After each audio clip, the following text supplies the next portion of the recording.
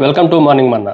నేటి వాక్య దర్శనం కొరకు అపోస్తలుడైన పౌలు ఎఫెసీయులకు రాసిన పత్రిక 4వ అధ్యాయం 26వ వచనం.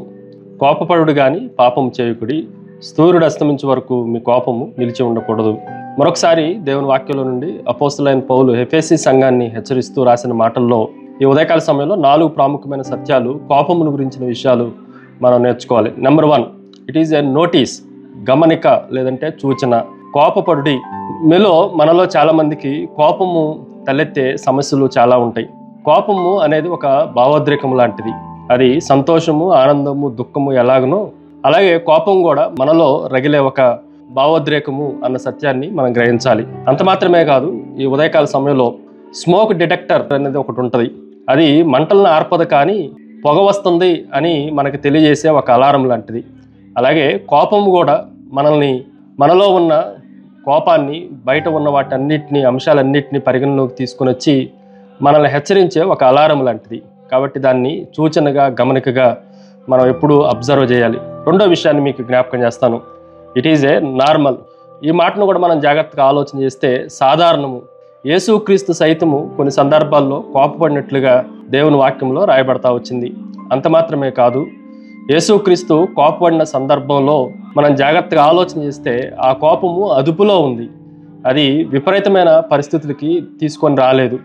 ఈ మాటలు కూడా మనం జాగ్రత్తగా ఆలోచన చేస్తే, ఒక శక్తివంతమైన నదిని గురించి మనం ఆలోచన చేస్తే, ఆ నది ప్రవహిస్తున్నప్పుడు అది ఒక శక్తివంతంగా, అందరికీ అది ప్రయోజనకరంగా కనిపిస్తూ ఉంది. కానీ ఎప్పుడైతే ఆ నది ఒడ్డును దాటి బయటికి ప్రవహిస్తుందో, ఉధృతంగా ప్రవహిస్తుందో, అనేకమైన పరిణామాలకు అది దారితీస్తూ ఉంటుంది, విధ్వంసాలకు దారితీస్తూ ఉంటుంది.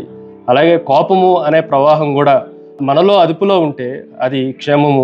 అదుపు దాటి విస్తారమైన మాటలు కానీ, ఒక రకమైన కోపాన్ని ప్రదర్శించే పరిస్థితులు వచ్చినప్పుడు అవి పాపానికి దారి తీయకుండా మనం కాపాడుకోవాలి. మూడో విషయాన్ని మీకు జ్ఞాపకం చేస్తాను. It is a never sin. ఎప్పుడు పాపము చేయొద్దు. కోపపడుడు కానీ పాపము చేయుకుడి. కోపములో మనం పాపం చేయొద్దు అన్న విషయాన్ని బైబిల్ చాలా స్పష్టంగా మనకి జ్ఞాపకం చేస్తూ ఉంది. ఉదాహరణకి, ఒక వంటవాని చేతిలో కత్తి ఎలాంటిది అని అంటే, ఆహార పదార్థాలను, భోజనాన్ని తయారు చేసే ఒక సున్నితమైన సాధనము, ఉపయోగకరమైన సాధనంలాగా కనిపిస్తుంది. కానీ అదే సాధనము, అదే వస్తువు ఎవరన్నా పగతో ఉన్న వారి చేతిలో ఉంటే అది ఆయుధంగా మారుతూ ఉంది. అలాగే పాపము అది ఆయుధంగా మారకునిపే, పాపములో నుండి మనము విడుదల పొందటానికి కోపాన్ని ఒక సాధనంగా వాడుకోవాలి. అంతకు మించి కోపము మనలో రగలటానికి ఎప్పుడూ అవకాశం ఇవ్వకూడదు. ఫైనల్లీ చివరిది, నో నైట్. రాత్రిపూట వద్దు. సూర్యుడు అస్తమించే వరకు మీ కోపము నిలిచి ఉండకూడదు అన్న మాట మనకు కనిపిస్తూ ఉంది. మీరు కోపముగా ఉన్నప్పుడు సూర్యుడిని అస్తమించనీయకుడి అని ఒరిజినల్ ట్రాన్స్లేషన్లో మనం ఆలోచన చేయొచ్చు. దేవుని వాక్యాన్ని మనం జాగ్రత్తగా ఆలోచన చేస్తే, చిన్న నుప్పురవగా ఉన్నప్పుడే దాన్ని ఆర్పాలి. లేకపోతే అది మంచి పెద్ద మంటని కలగజేసి అన్నిటినీ దహించి వేయటానికి అవకాశం ఉంది.